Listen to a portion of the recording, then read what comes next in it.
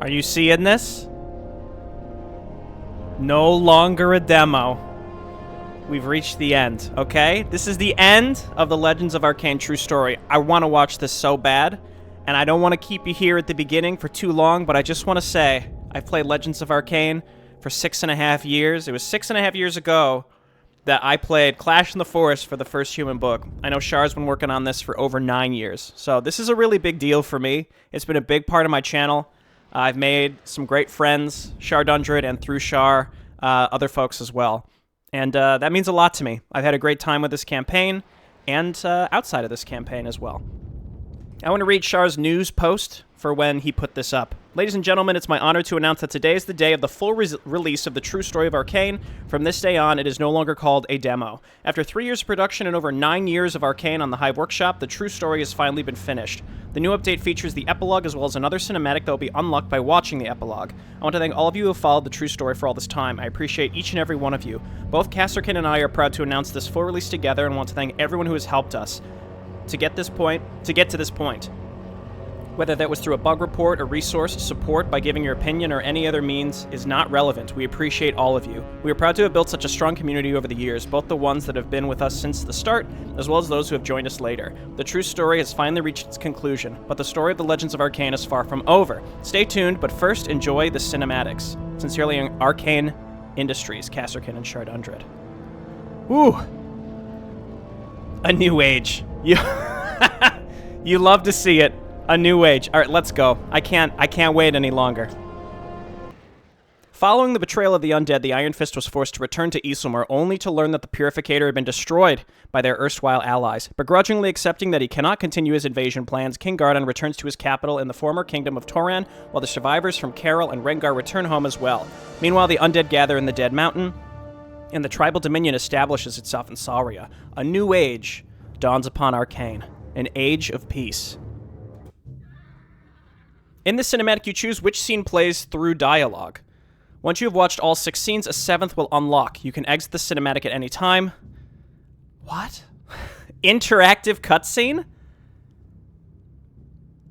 Do we just go in order? The Bastion.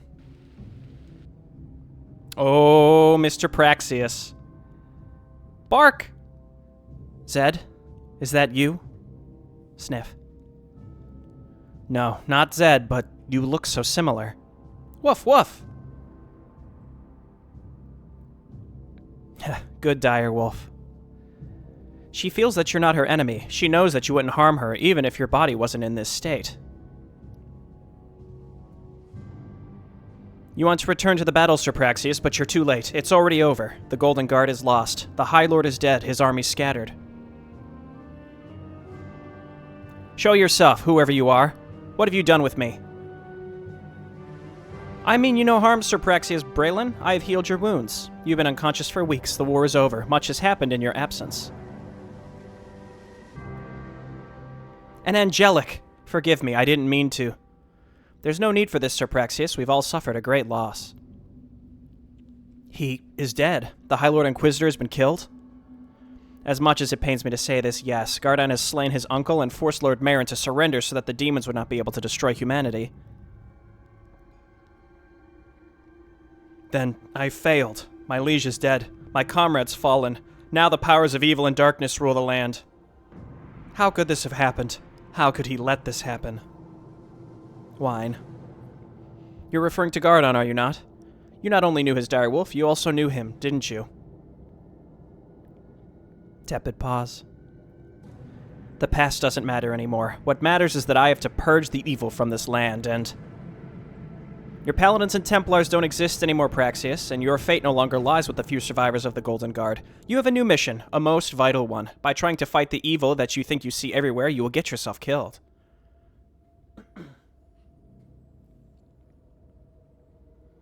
You want to make up for past mistakes, do you not? You wish to restore what has been lost? What do you mean? What do you suggest I do? When the High Lord died, the relic he carried with him disappeared.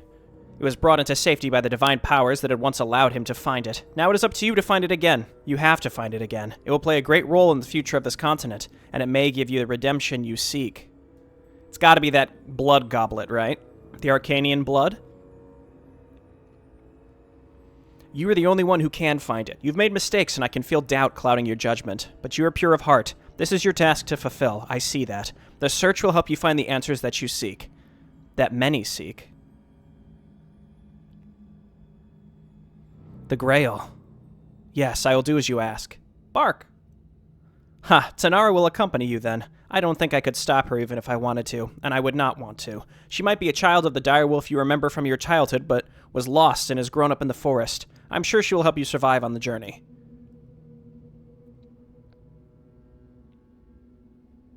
I prepared some supplies for you, as well as some clothes and a set of armor, allowing you to travel without being recognized. I'll also give you a magical map that will help you locate the Grail.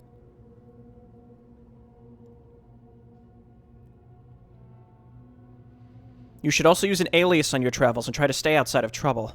It will take a while until your body fully recovers from its wounds, even if you used your holy magic. I thank you for your generous support, Angelic. Before I go, may I know your name? Call me Nysara, and there's no need to thank me. I have seen that you are more than a warrior of light. Your destiny has yet to unfold. Now go, Sir Praxius Braylon, and find the relic of your High Lord. I hope we'll meet again, Nysara. Farewell. We will meet again, Sir Praxius.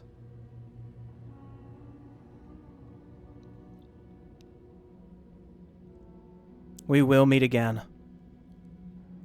It displeases me that I had to fool you like this, but you would have attacked me if you had seen my true form. Helping you was not part of my mission, but it felt like it was the right thing to do, even if my magic proved insufficient when trying to heal your wounds. Tepid pause. There's something about that paladin that I cannot quite put my finger on.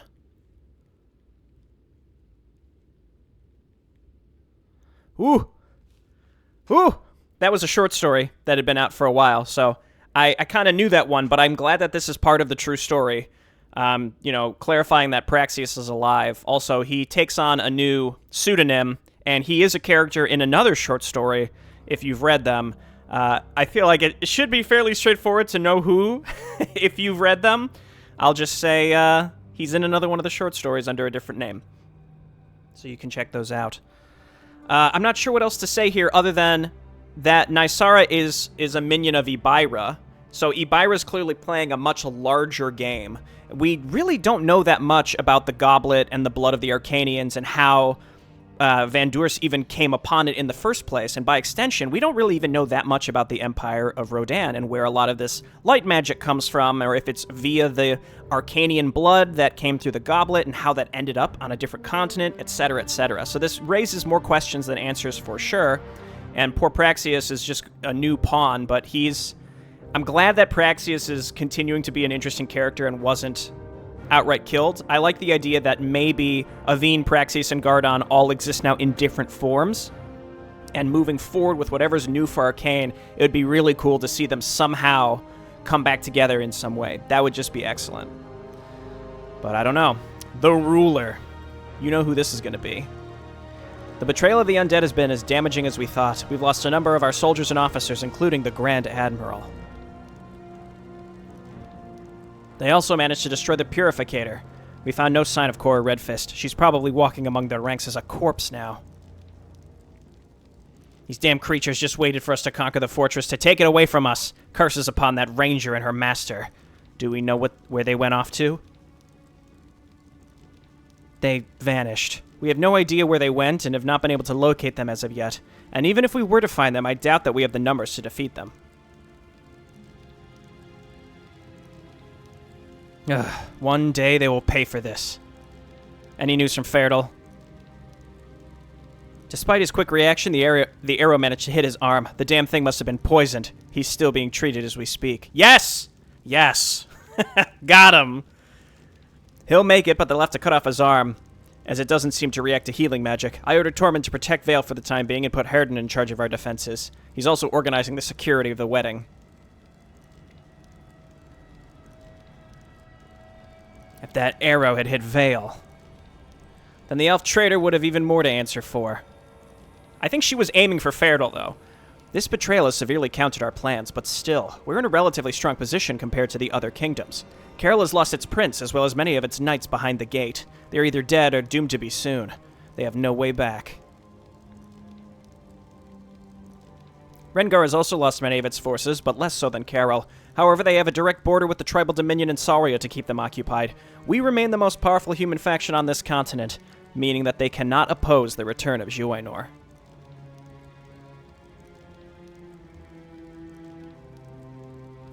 Indeed, but it's only a matter of time until the demons begin their next invasion. Since the gate is lost to us, we'll have to use Isilmur as the first line of defense.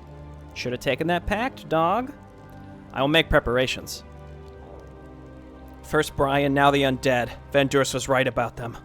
But it's too late to reconsider that now. The Black Dragons will never betray you, my king. Of that I can assure you. Not on my watch. I know, Thanak. Your loyalty was never in question. In other news, my king, Queen Lorena has declined the invitation to the wedding. She has, however, stated that she wishes to stay in the city for 1 or 2 more weeks. It's not my business, my liege, but this is bound to cause issues in the future, my king. Leave that to me, Thanak. As you wish. Vale seems to be more amused than outright annoyed. Is there anything else? The dwarves continue to refuse entry to any outside emissary, both from us as well as the kingdoms. Then there's also the matter of Korra still remaining. Do you want us to look for her? No, leave her. She's probably dead. I do not wish to waste any manpower searching for her corpse. There is one more thing, my liege. There is someone who wishes to speak with you. Very well, let them in. Zoya, that's a surprise. I thought you died in Sarya. Bah, it takes more than a couple greenskins to kill me. The others and my soldiers were less lucky, however. The damn undead ruined everything. Sounds familiar. I met with Edale and Sarya, who wanted to join your invasion. I would have come myself, but my damn injury held me back. Did you not meet her? Edale? So she escaped her prison? No, I didn't see her. That's strange. Let's hope she's all right. Her paladin friend isn't exactly fun company, and he actually left some time ago, probably to search for her. He doesn't talk much. You've made quite a name for yourself in my absence, Gardon. I'm impressed, but I hope you don't need me to kneel now. Then you're aware of the fact that our king is no longer associated with the Empire. What about you, General? My army is dead and my family far away. I don't know what the Emperor did, but if he was dumb enough to abandon you, then he doesn't deserve my loyalty anymore. I want to join you instead. Yes. Yes! Do you have any idea where Edale might be? None, but I can help search for her if you'll have me. I'd like to see her survive. The last time I met Edale, I heard the voice of a demoness coming out of her mouth. What makes you think we can trust her? I don't know anything about any demoness. I only talked to Edale. From what little she's told me, she made some decisions that she regrets now and wanted to make up for it by helping you. She expected you to understand her the most, as you had inspired her originally.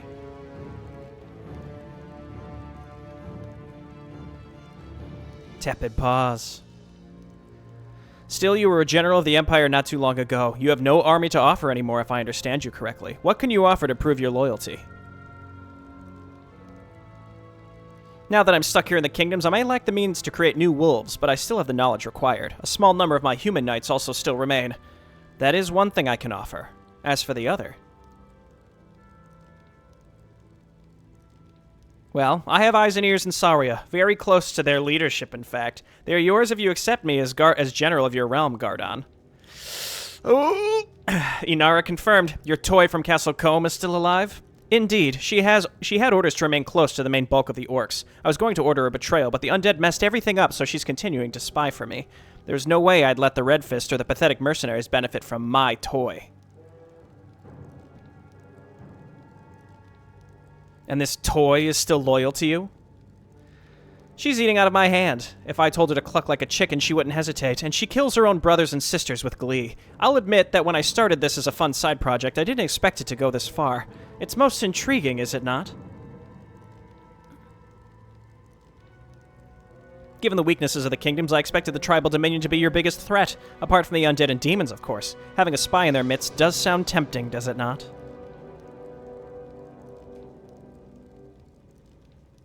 Tepid pause. Very well, I accept your services, Zoya. It's good to have you back. Many thanks, Gardon. You won't regret it. Also, congratulations to the wedding are in order, I believe. My thanks. Now I must make some preparations. As you wish. See you at the wedding in 2 days, then.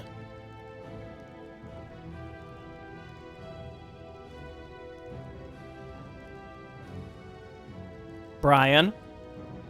No, Ibira, you should have accepted the terms, sweetheart. Growl, snarl.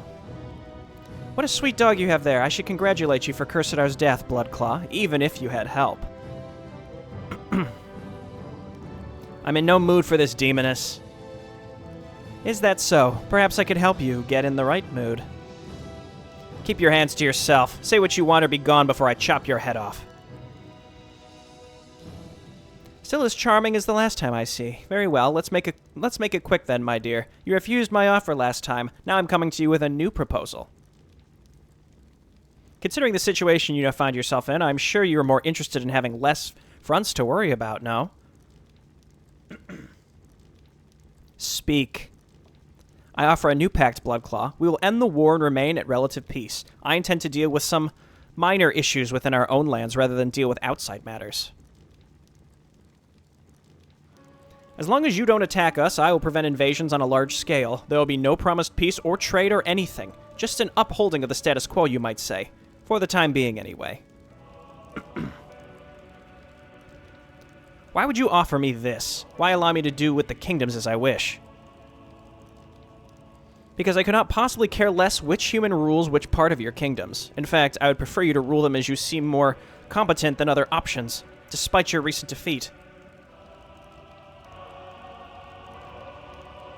There are other, much more important matters to attend to. As I said last time, Cursitar and the others lost sight of what is important.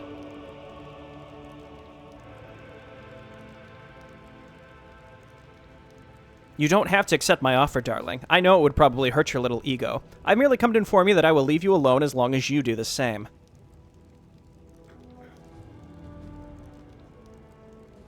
Tepid pause. I shall take my leave now before I overstay my welcome or before you get any unsavory ideas of what to do with poor little me. See you around, sweetheart.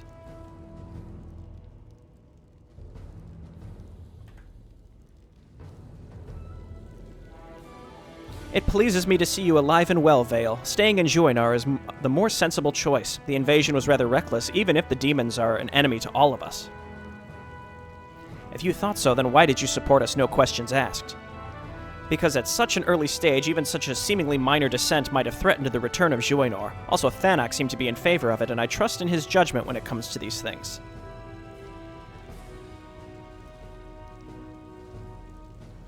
Destroying or at least heavily crippling the demons could have been a great feat to unite the kingdoms, wouldn't you say? Indeed, but the presence of a common threat like the demons can also serve to unite people, as I am sure you are aware. Yes, it's just too bad that we couldn't even hold that damn gate. It would have been an excellent point of defense. You will find another one. Thanak knows what he is doing. You put a lot of trust into Thanak, don't you? Why wouldn't I? He served as my link to Gardon, and to you. I wouldn't have sent him if I didn't trust him. I was just wondering if there was anything more between the two of you. Relationships between dragons are quite different from the ones between humans, Vale. I will say that there are no romantic feelings between Thanak and myself, since that is what you seem to be suggesting.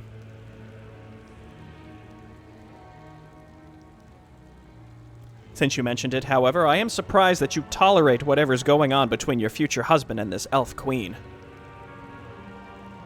Lorene, don't make me laugh. The way she keeps throwing herself at Gardon would be amusing if it wasn't so pathetic. True? Actually true? No jealousy at all, then? Ha, I've learned Gardon and I are quite... We're not the same, but similar. Furthermore, this marriage is political more than anything, and even if it wasn't, Lorene is no competition to me. She's just his pawn. If he wishes to entertain himself with her, then that's his business. It's political at the moment, yes, but who knows? Perhaps you will grow close eventually. This has been quite interesting, but I must take my leave now, Queen Khosras. There are still some preparations to be made for the wedding. As you wish. I'm looking forward to the wedding. I'm sure you are, Dragon Queen. I'm sure you are. I know you're here, Elf. I can smell you even if the direwolf could not. That bitch. If Gardon didn't need her, I care little for your conflict, but you will not lay a hand on the Kalia of Zuinor. Otherwise, I will see myself forced to interfere, and Bloodclaw wouldn't be fond of that either. You understand? I'm not stupid, Dragon. I'm not going to get in Gardon's way. Vale is a fool, nonetheless. She is the pawn, not me. Very well. I trust you will keep your word. Or else. Nope, goodbye. You do not threaten me, Dragon Queen. You are also just a pawn.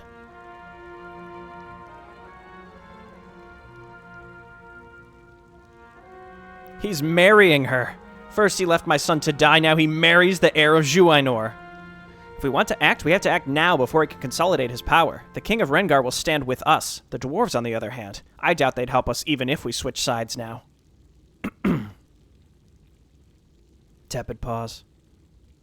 No, Bloodclaw may have failed to launch his invasion, but he still ended the demonic threat, and many call him a hero because of that. Even within my own realm, I expect a lot of backlash if we attack him now. Your son died because of him. I know. As much as I hate to admit it, there's nothing we can do but cling to our independence. Attacking him would also leave us open to attacks from the damn Orcs. His realm is also all that stands between us and the demons now.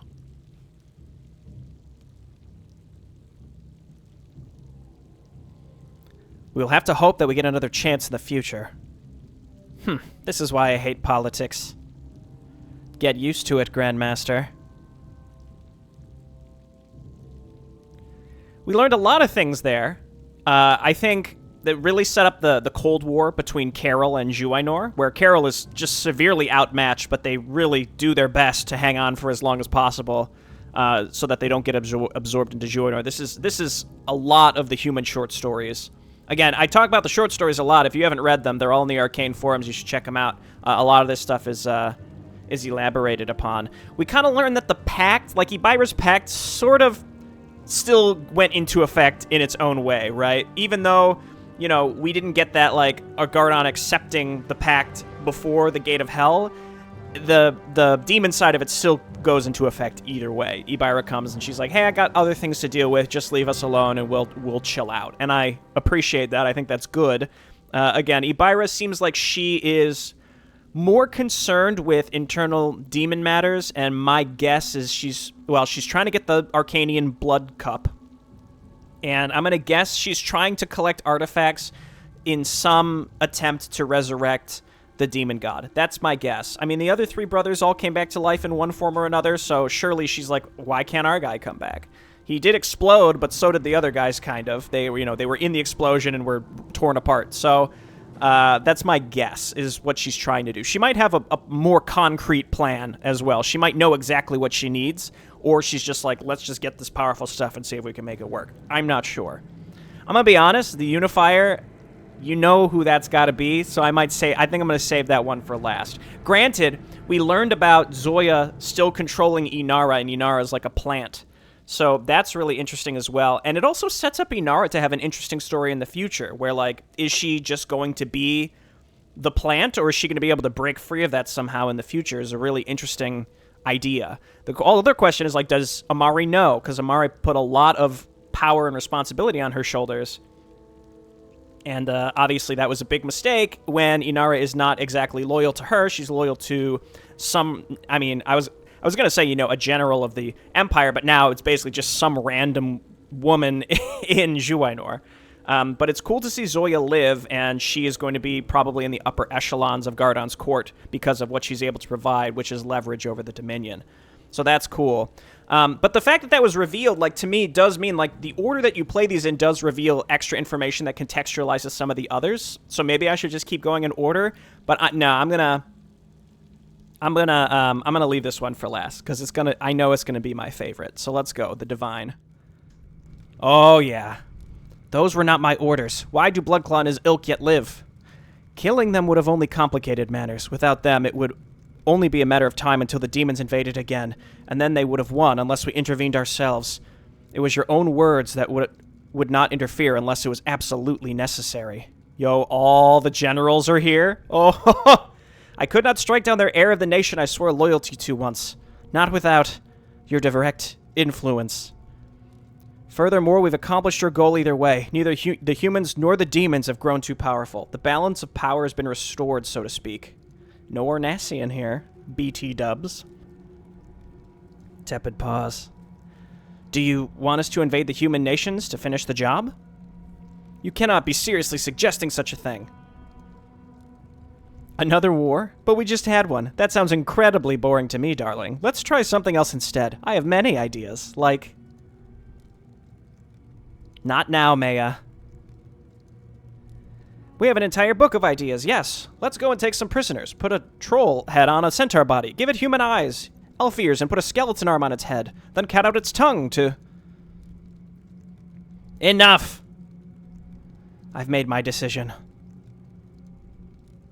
What are your wishes, O Divine One?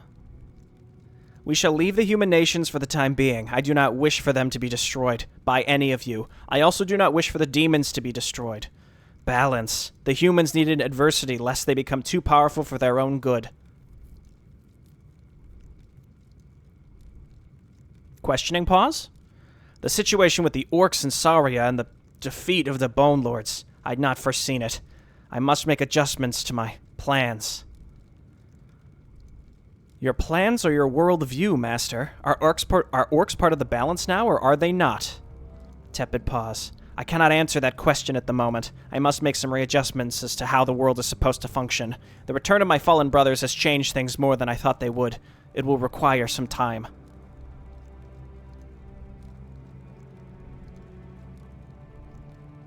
For the time being, all directives to destroy any orcs on sight as well as their corpses are nullified.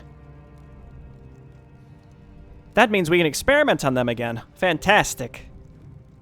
I will take my leave and retreat into chambers deep below the Dead Mountain where none of you may disturb me. I will leave the Nexus to make their own decisions, for the time being, until I have decided how to proceed. Tepid pause. There will be no rest for the Nexus this time. They shall remain active. I ask, however, that they do not rush to destroy the human nations. Even if I once wanted to destroy Bloodclaw and his followers, Rahandir has a point about them being needed. Tepid pause. That is all. Farewell. Oh, he's just gone. Oh my gosh. Tepid pause. Tepid pause. None of them know what to do. He just left? No orders, no directives, nothing? Just a void. He's never done such a thing before. A completely new situation. How exciting. This will be so interesting. Oh, there's so much we could do now, darlings. Oh, I think I still have some prisoners to start with. If experimenting on orc bodies is allowed again, it is time to buy some prisoners of the Ajara Nexus. Oh, yes. I will return to the eastern part of my kingdom and watch my people from afar. Tepid pause. Gone. Just gone. No prey. No orders. Nothing. Silence. I will remain atop the Dead Mountain and wait for our master's return, while watching the realm of Juinor prosper from afar. They would not accept an undead, not after what has happened. Tepid pause. Rahandir and his followers. Saphira, our objective remains the same. We will take care of Renova's children for the time being. We will also move Solana to them and keep an eye on her recovery as well. As you wish, Master. What do you want me to do, Master? You will stay here in case the Master comes back, as well as keep an eye on the actions of the other Nexus. Despite everything, you are still part of the row here. I understand, as you wish. If you could return to your people, I would tell you to. Unfortunately, I know, Master. I'll do as you ask. Saphira, about that human that you shot. He was nobody important, Master. Also, he survived. I never meant to kill him. That honor belongs to someone else. To the one he made suffer. I just wanted him to suffer. Yo, okay. Bloodclaw and his followers seem to think that you tried to shoot his wife-to-be. I know you did not, but it seems they misunderstood the message. I have no qualms with her, only the Bloodclaw and his Iron Fist. It was never meant to be a message. I just wanted that creature feral to feel a fraction of the pain Solana has to go through now. Very well, then. In that case, you've been quite successful, I believe. No more Eridon means no one to hold me back. I should make sure that no one disturbs the Divine One. After all, I am his faithful servant, am I not? Pentis, I don't trust her. This is a moment that I feel like I knew had to happen for a long time. I had the suspicion that Eridon was slowly kind of letting the undead be a little more loose with how they approach things over the past few missions, and I think this is sort of confirming it. What's also interesting is we see Eridon being self-reflective at this point, where he's like, what is my nature? I think, like, Eridon is saying to himself. I like the idea that, again, I talked about this in my tier list as well. Eridon used to be a power-hungry maniac, and I think deep down he still kind of is, but he doesn't even understand about him. He doesn't understand that about himself, because when he betrayed his three brothers and when Zindrak exploded and Eridon sort of died. I mean, he did die, but he came back. He had amnesia. So he came back seeing himself as basically the most powerful being left, and he kind of took on this role as arbiter of the world, an agent of balance. But again, that deep down seems like it's basically driven by his megalomania.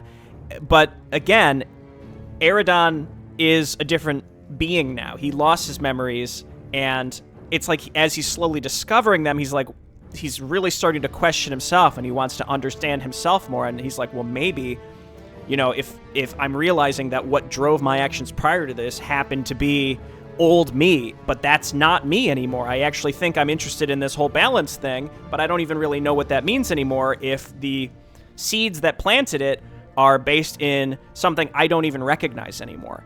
I think I've said this before, I never really loved Eridon as a character, because I find the idea of like a person who's above everything and who can pull the strings with no consequences and their mwahaha is obnoxious, but I think Eridon is probably one of the most interesting characters in this story, no matter how much you hate him for being in that role that I described. The Seeker. You've done the right thing, Cora Redfist. No mortal man should have this much power at his fingertips. Ooh, I was wondering where Harentel was.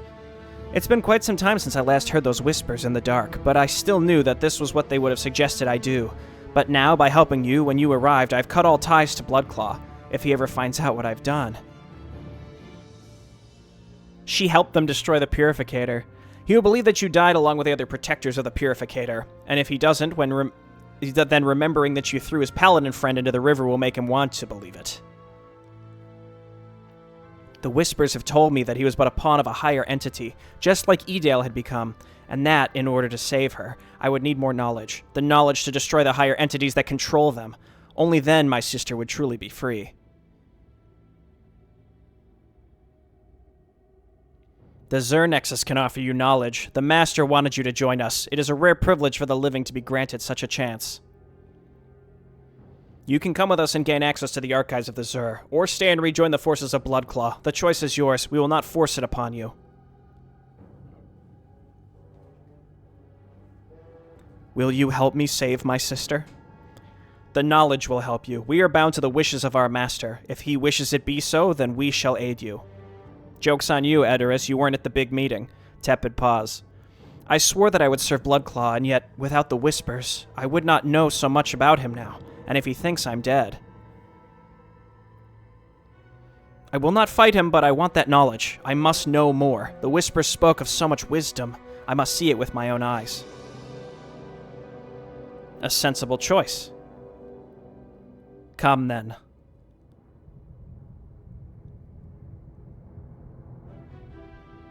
Poor Cursadar, but he had it coming. This is why living the life of yet another demon overlord or leader of some great invasion is just so unattractive. Where's the profit in this mindless destruction? There can be profit in reconstruction, though truth be told, the cost of destruction beforehand does minimize the actual gain. Quite. Still, we're now going to firmly establish ourselves within Juinar. Through the reconstruction of the realm and the bank system, our influence will only grow, and that means our profits will as well. Amara is going to remove the clan system eventually, Chieftain. There can be no doubt about that. We'll have to rebrand the Goldax clan sooner or later. I see no problem with that. Forming a new organization won't be a problem. Though I, for one, am going to keep my golden attire. I've grown quite fond of it. You and me both, Chieftain. Come now, let's toast to the end of the war and the beginning of even more prosperity for all of us. The war was also profitable, of course, but I see many new opportunities for new profits already. Blackthorn. The founding of the Blackthorn. Hear, hear. To profits. We're getting the tie-up for everybody. Every loose end's getting a little line here. I appreciate that. The outcast. Who is this? Who is this going to be? Oh, okay. So, this is where you've been hiding. I always knew that no prison would ever be able to hold you forever. Let me go at once. Silence, girl. I wasn't talking to you, but the one you harbor within. You will let me speak to her. I will tear you apart. If you kill my mistress, you'll kill me as well. Mistress? You little... Lysara. What happened to you, Arnacian? You serve Eridon now? I have a new master now, yes, as do you. The power games of our people have led us to ruin. If you expect me to pity or even forgive you, you're sorely mistaken. You turned your back on me, after all we'd been through, after all the time we had spent with each other. Despite the feelings we had for each other, you allowed that wench Ibira to imprison me? Do you even have the slightest idea what all those decades alone inside a prison, lonely and betrayed, can do to your mind?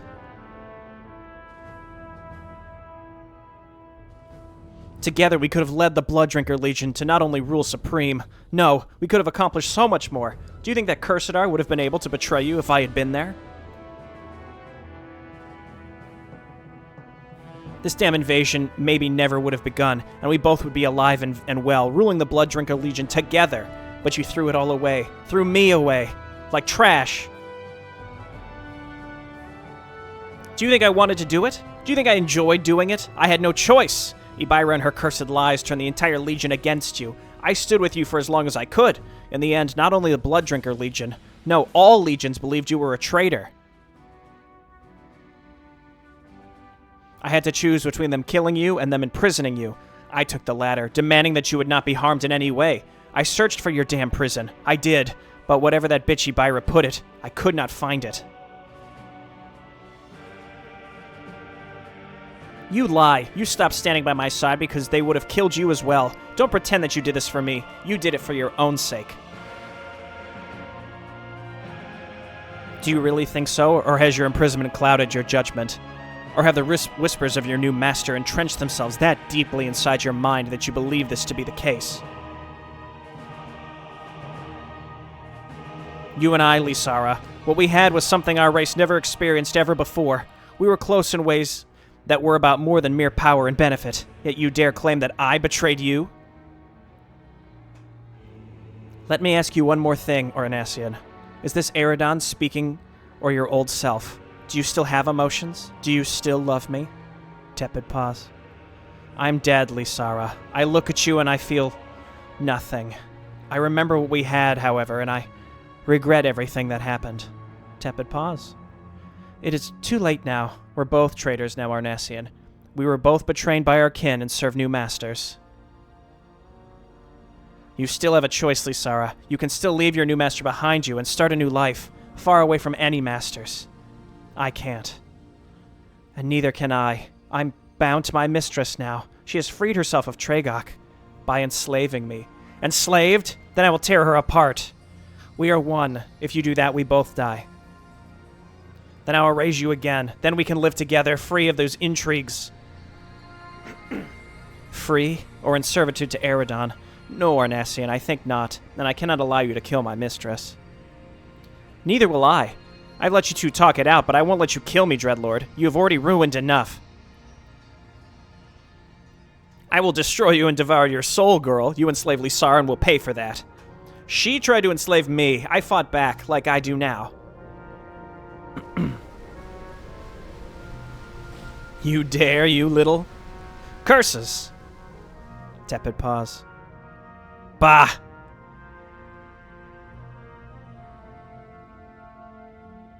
Tepid pause! So much power.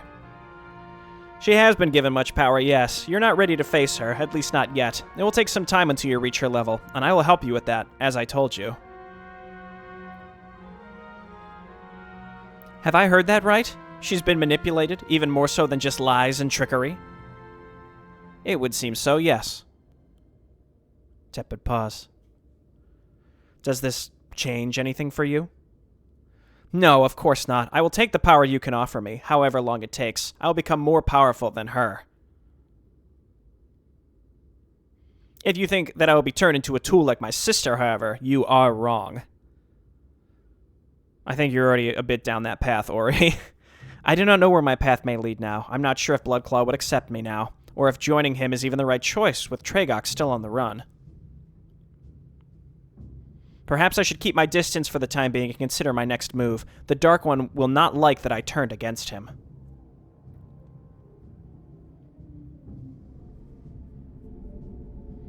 Sarya and the girl are disposable. The same goes for the Mogtar. That little Gorthal, or whatever his name, and thinks he can touch me. He doesn't understand that I'm far beyond his reach, and not just geographically. I've managed to obtain yet another part of myself from the temple on Null Island. The Orcs have established themselves in Sarya. While this gives Bahrazel a power base, it harms Eridon, who hates the Orcs. So he's recollecting pieces of himself. Okay. Eridon, that turncoat. Even his followers have started to abandon him. I do not know where the Bone Lords have run off, but I hope that they will continue to cause havoc. The more his beloved continent suffers, the more Eridon does as well. And that is never a bad thing. To think I once considered Eridon my closest brother, that I listened to his lies. Well, I've learned from my mistakes, haven't I? It was his deceit that ended up tearing me apart. His deceit that made me what I am now. His deceit that made me accidentally drown the continent that the Orcs used to call home. His deceit that brought the race that he hates so much to his beloved Arkain. I have an entire empire at my disposal while he hides on his mountain, surrounded by people he no longer controls. He will die, as will Bahrazel. If Zindrak wasn't already dead, I would tear him apart as well. He's probably turning in his grave knowing how I've used his demons to further my own goals. And once they're out of the way, this world shall be mine alone. I will rule it all, and there will be none to oppose me. I know better than to rush these things, however. Let them have their peace for a while. They will start attacking each other soon enough, and when the time is right, I will strike. Time is on my side, after all. The Emperor of Rodan does things at whatever pace he wishes. Ooh! So, I talked about this in other videos as if, like, we should know. And again, this was from the end of the second human book. But Tragok, at some point, took over the role of the Emperor of Rodan. I'm not sure if he's, like, doppelganging him or possessing him, but Tragok basically controls the Empire of Rodan. So, that's where this is left off. I was going to say, like, he lost most of his followers, and he knows Gorthog's after him, but I don't think he cares, because he is, like, pretty much the most powerful nation in the world at his fingertips. Though, at the same time, he's not openly himself. He has to disguise himself as the Emperor, so it's not like, you know what I mean? It's not like they openly follow the Dark One. They follow the Emperor, so he has to still sort of play an intrigue there to make sure that the Empire, in a general sense, remains under his full control, right? This was an interesting one because it fully entrenches Ori with Ibira, and then Edale's just going off on her own little journey to find herself. I really like that we had a nice little end to Ornasian's story here in his search for Sarya. That was never really something that was brought up much in the game, but it was like part of the lore, and you knew that they had a relationship. So I actually think it was really nice that happened, and that was like a nice little tale. And it's also interesting how Ornasian's talking about, like, how he's still bound to Eredon, but in many ways he's not. There's things that he's not allowed to do to an extent, but it's up to him kind of how he chooses to stay on those guardrails, as it were. Like, as before, he'd be given a directive and he'd have to go do it, whereas now he doesn't so much as have a direct call to action so much as is like, okay, there's some things that you can't outright do, such as, like, full-on topple the kingdoms, but otherwise he is kind of free to live his unlife, right? Similar to the rest of the undead. So some of them are going to want to interpret the will of Eredon in their own way because they are just, like, full-on loyalists. Like, Edoras, in my thought, would probably be someone who'd be like, maybe even Crom. I don't know about Crom, but, like, Edoras and a few of the other lieutenants are like, it's important to me to figure out what Eredon truly wants, and I'm going to follow that. Whereas the others, like maybe like Maya, are like, hey, I'm kind of free to just do whatever I want for the most part now. Who cares about, you know, the balance stuff, as long as I don't outright disrupt it in a very general sense. So I think that's pretty cool. And, you know, the undead, I feel like, are sort of poised to become to a point of, like, major human bickering, as we saw through the majority of the true story. So, like, whatever comes next for Arkain, I feel like the undead are going to have a really big spotlight there in now they're entering their phase of, like, civil strife, as it were. I think that's something I really look forward to, because the undead were fairly straightforward as just sort of this global or this continental force that could kind of just do whatever they wanted. And yeah, sometimes they lost, but very rarely did they not quite get what they wanted in the long run. Obviously, their big failure was against the Orcs, but otherwise, you know, they just worked in the shadows. They never suffered any major losses. Eredon got a little mad, but otherwise, he didn't. It's not like he suffered any major setbacks in terms of his army's power or anything like that. So he can just keep on keeping on.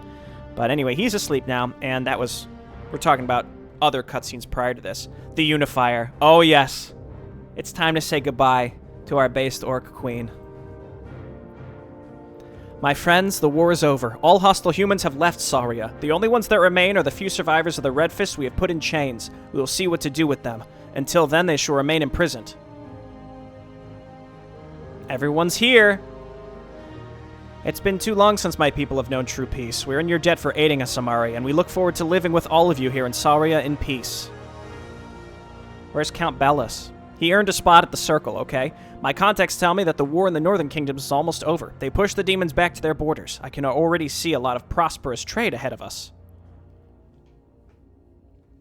Not so fast, Goldax. The Rengians have supported our enemies, and I doubt that the other human realms see us in any favorable way, whether the Saurians have joined us or not. Speaking of which, how are our relations with them going? Some want to stay in Sarya, others wish to leave. We're escorting the ones that want to leave to the borders. Some have families in the other kingdoms. I cannot say how many of them will stay as of yet.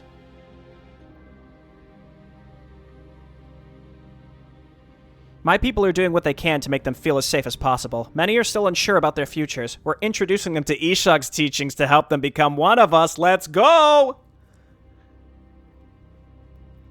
Right. Anyway, the Saurians have asked that Vanessa represent them. I will, of course, assist her in her diplomatic missions. We can discuss the details later, Amari. Including your payment, I presume. The Goblin Federation has already begun the reconstruction of Sarya, both the infrastructure and the border defenses. We'll mostly have to consider the rather big borders we have with the Dwarves and the Rengians. Rengians? Rengians. This new realm in the north that took the Fallen Kingdoms for itself shares a rather small and easily defendable border with us. Woof. King Gorlhal is left to deal with pressing matters on Knoll Island, but he has asked me to proclaim that he intends to continue friendly relations while keeping our autonomy intact. Our best craftsmen are going to support their reconstruction.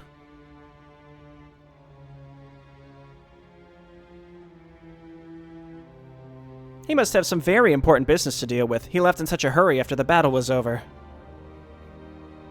Snarl. As king, there are many duties he has to deal with, Lady Inara. But of course, it's just such a shame he didn't stay with us to celebrate the victory, however. Be sure to send him my best regards. Has there been any news regarding the Mogtar? Our riders have tracked them to the east of Sarya. They seem to be departing into the mountains, but we cannot say for certain. They've also found the tracks of several beasts. Yes. Yes! Combined Gorthog force. Beasts. Tepid pause. Of all kinds, yes. They might be trying to replace the lost red dragons. I could hunt them down, perhaps even sneak into their camp once I found it and take care of their leader. We need to focus on rebuilding Sarya for now. Do keep an eye on them, however. If they should pose any threat, you may deal with them in whatever way you deem appropriate. With pleasure. May I speak? Yes, Ishzog. Of course, Ishzog! My friends, the war is over. The new age is upon us. All of us. Now is the time of mending and rebuilding has truly begun, and it is all thanks to our leader, the Prophet Amari, that we have all come together at this point. It is thanks to her that we all stand here today. It is her message that I and the others who have joined me are spreading, and we will continue to do so, filled with fervor and eagerness. Her message will allow us to overcome any issues between us. Yes. True. Yes. Preach! Furthermore, her words shall protect us against those who wish us ill, those who wish to end our harmony and peace, to bring back violence and hostility. It is my honor that I hereby humbly name her Supreme Shadesia of the Tribal Dominion, rather than its Supreme Leader, to showcase the spiritual importance that she embodies. Uh-oh, so we have a theocracy. She shall continue to lead us through any and all obstacles in our path. Her message shall be spread all over Sarya, and perhaps even further, so that we may live in peace and harmony. I'm honored by this, but I do not believe that is quite... I second this. What title Amari wields makes little difference, and I for one fully embrace the new age we find ourselves in. Both my people and I are thankful to Amari for everything she has done.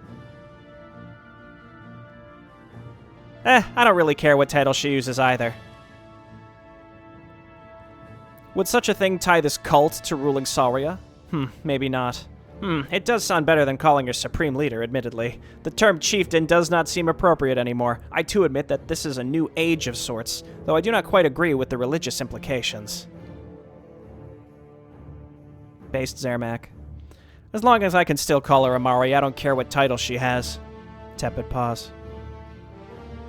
On behalf of King Gorhal, I'll declare that this is not our business to interfere with, given our autonomy. We will respect any title. We'll have to rephrase some of our contracts, but don't worry. That's part of the service. We'll do that for free. Ishzog speaks the truth. Without you, we wouldn't be here today, Amari. And this religion seems to be helping our different peoples to improve cohesion, so I see no harm in this. For now. I second this, especially if the religion helps the humans of Sarya connect to the rest of us. Alright, if there's no protest, then I see myself bound to agree with the new title. Thank you, Ishzog, and thanks to all of you. It was all of us together that got us this far, not just me. Now I suggest that we celebrate our victory, as well as this new age of peace. I'm not bold enough to proclaim that it shall last forever, but I am confident that we have finally found peace for quite some time.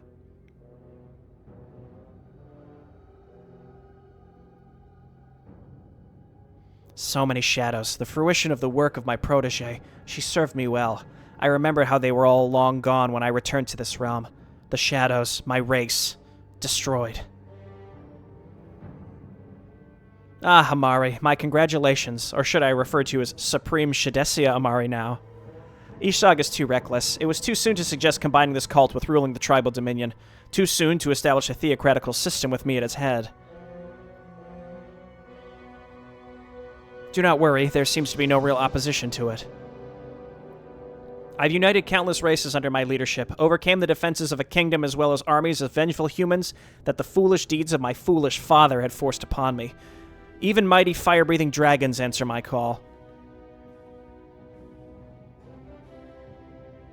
I have made the first steps to be rid of all Orcish traditions, to remove the clan structures and identities. There were none to oppose me. None. Yes. Having the recklessness of one single individual put that all at risk so easily was nothing to be fond of. I had to feign modesty to save the situation. Nothing new for you then, is it? Tepid pause. Be that as it may, all that I have done in your name, Master. How did things go with Bloodclaw? The invasion ended? Tepid pause. Yes, Gardon was forced to retreat. I had to watch things from afar and could not intervene without possibly incurring the wrath of Eredon. The result was less destructive than I feared, however. From afar, Master? Did Eredon force you to leave him, then? Gardon learned of Avine's death, and I had to reveal the role I played in it to prevent him from doing something reckless. I doubt that he will break the pact that you made, but I am currently no longer welcome in his court. What about the Purificator? From what I know, it's lost to him. I'm not surprised. Eredon would let anyone but himself have the power to level entire kingdoms. I understand. I've sent you all the shadows I've collected. How may I serve you now? My armies are at your disposal. Continue what you wish to do, Amari. Proceed with your own plans. I will continue watching you from afar. As you wish, my master.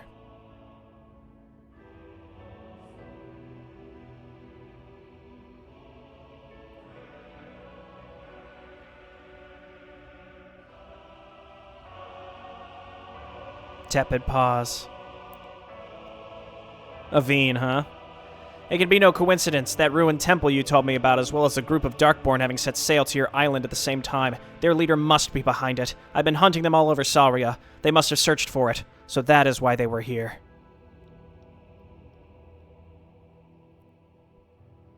Snarl, the soldiers guarding the temple had been reinforced not long ago, and now they lie here, slain. It must have been more than just a group. What was inside that temple anyway? I do not know for certain. The temple was sealed and we kept it that way for generations. Whatever it was, the Master of the Darkborn has it now. I must find out more. From what you've told me, we must keep our heads low regarding Amari for the time being anyway. Snarl, I've decided not to act against her, at least not until there's a valid reason. I remain suspicious of her actions. I've heard some disturbing news regarding the power of this cult of hers. I see. Tell me more. So, what do we do now, Commander? Considering the changes regarding the political situation, I suppose we have to stay in Arkain. Let's stay in Rengar. Let's make our way to the capital and see if we can get an audience with its king. Well, I doubt there are any ships left to bring us back anyhow, so sure, why not stay in Rengar? They'll not say no to additional forces now with the Orcs on Sarya.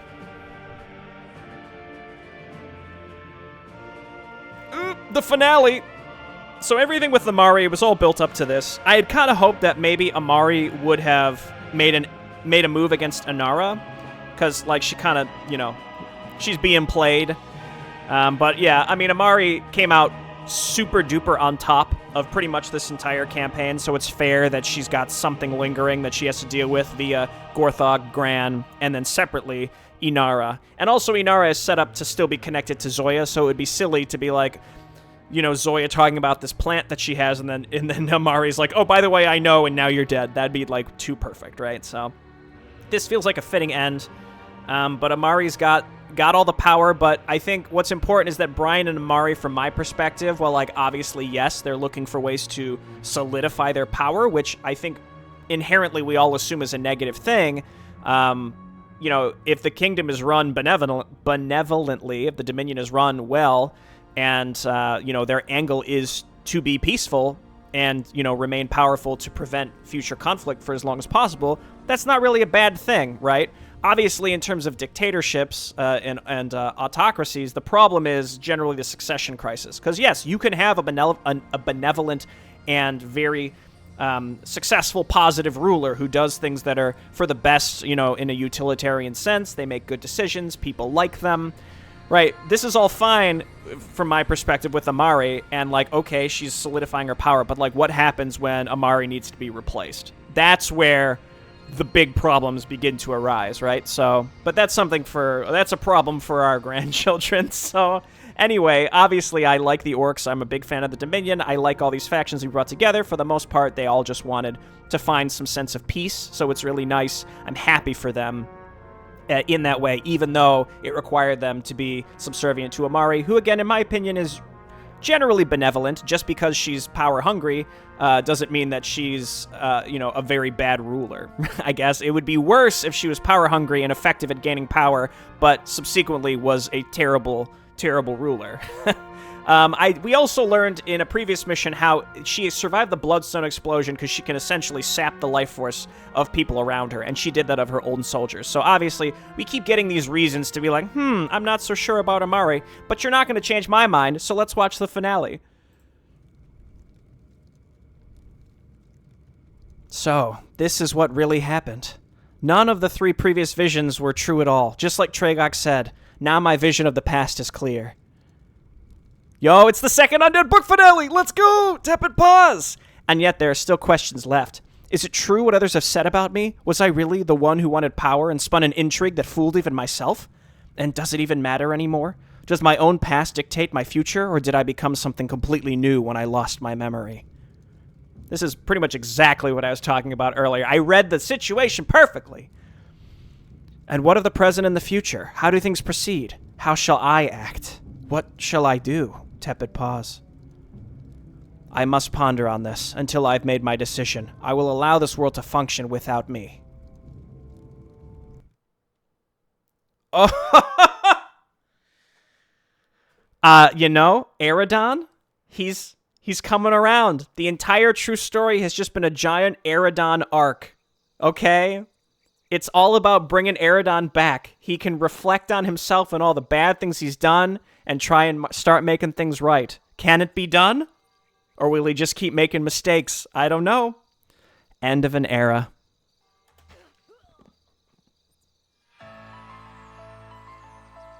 No, not the custom music. Hey, Shar, we finished the last recording. It's done. It is done then. We finished the true story. The canon timeline of Arkain. Yeah, it feels weird. Tell me about it, after over 9 years. Yeah, end of the road, huh? Arkain isn't over, you know that. Dreadlord with a monocle, what do you know? Yeah, but it's Warcraft iteration isn't it? Probably, but let's not dwell on that. Let us instead remember the good times we had and the good times yet ahead. As I said multiple times in the past already, the story of Arkain is far from over. How far, though, you know? Yeah, so, see you on set next week? Of course, have a good time. Until next week. Until next week. So, it's done. This is not the end of Arkain, mind you. It is, however, the end of the true story of Arkain, and probably the last project I will create in Warcraft 3. But as I told Kasserkin, let us not dwell on that. Remember the good times we had, and what may lie ahead. Credits. Yo, after 80-some maps, we're getting actual credits to the campaign. You love to see it. All these people who gave models and such, and we're getting a nice little showcase of all the different models in the background here. Look, even flippin' Retka gets a shot on the screen. You love to see it. Man, I don't even know what to say at this point. We talked our way through the finale, and as I said at the beginning, this has been a big part of my channel. I've gotten really into Arkain in the past several months, and it's just, it's just one of those projects that, like, Shar was able to keep narrative tension from chapter to chapter. I think one big issue that custom projects tend to have from a narrative perspective is they almost refuse to let tension build. It's like they don't want to leave people feeling any sort of tension with the, between chapter to chapter, so characters have to look directly into the camera and explain what's going on instead of letting players sort of simmer on it and maybe discuss amongst themselves, and sometimes players might come to the wrong conclusions. And honestly, I think maybe that's what perhaps is a struggle for some folks, is they need to make what their intentions are super clear because they want to make sure everyone gets it. I think what this project and some other really good ones like Odyssey, what the creators understand is it's okay sometimes if people don't get it. It's time for more experiments. What? Who is that in the table? The surviving Van Door's kids are with Marin.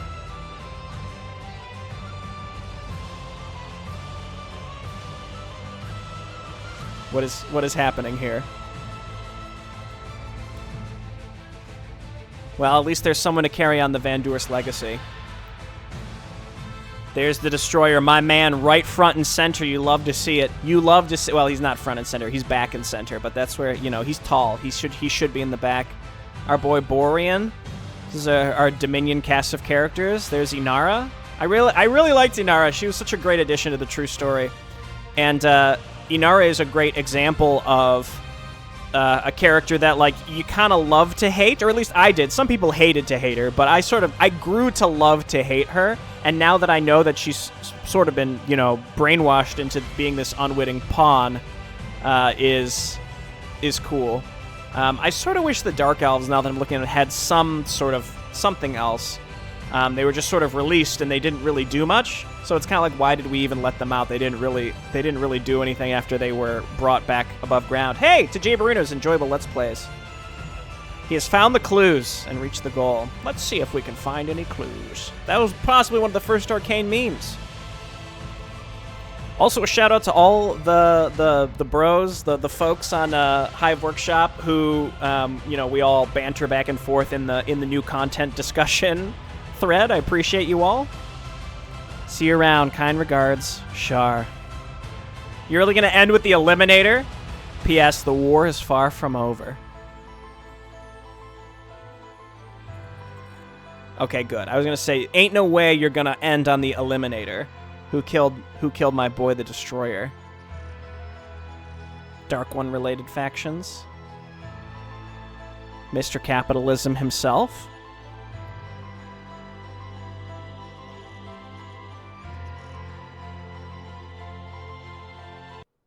And that's it.